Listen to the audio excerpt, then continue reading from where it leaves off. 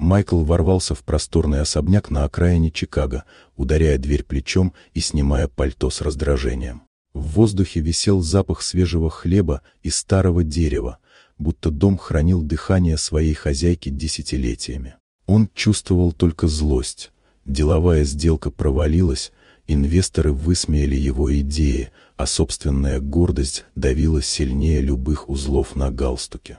В доме все казалось слишком простым, слишком человечным. Каждый звук шагов, шорох ткани напоминал ему о том, чего он не мог понять, настоящей заботе и терпении. И она вошла, маленькая, но уверенная женщина в простом светлом платье, волосы собраны в аккуратный пучок, руки в теплых перчатках. В руках у нее была чашка чая на подносе, простая, без золота, без помпы.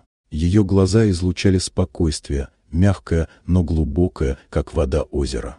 Майкл начал обвинять ее, слова летели резкими ударами, но она оставалась тихой. Она не спорила, не защищалась, только смотрела, будто читала его боль и злость, и понимала, что за маской успеха скрывается потерянный мальчик, который когда-то приходил к ней за советом. Когда он, наконец, выбросил слова о том, что ей стыдно жить в простоте, она просто поставила поднос, сняла перчатки и спокойно сказала: «Все в порядке». Ее голос был тихим, но непоколебимым, и он ощутил странный холод, не триумфа, а пустоты, которую не мог заполнить властью или деньгами. На следующий день она появилась в офисе компании, где заседал совет директоров. Теперь она была другой, строгий костюм, уверенная походка, взгляд, который не нуждался в крике, чтобы быть услышанным.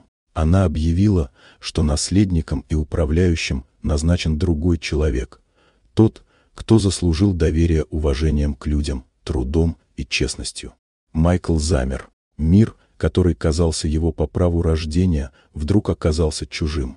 Он впервые увидел себя таким, каким его видела она.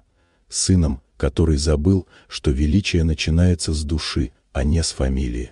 В коридоре после заседания он тихо признал свою ошибку и написал ей: «Я хочу стать лучше.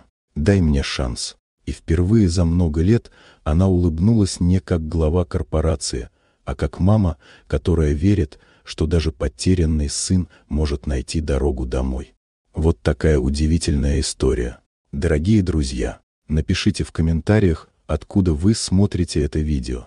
А если вам понравилось видео, поставьте лайк, а также подписывайтесь на канал, впереди еще много интересного.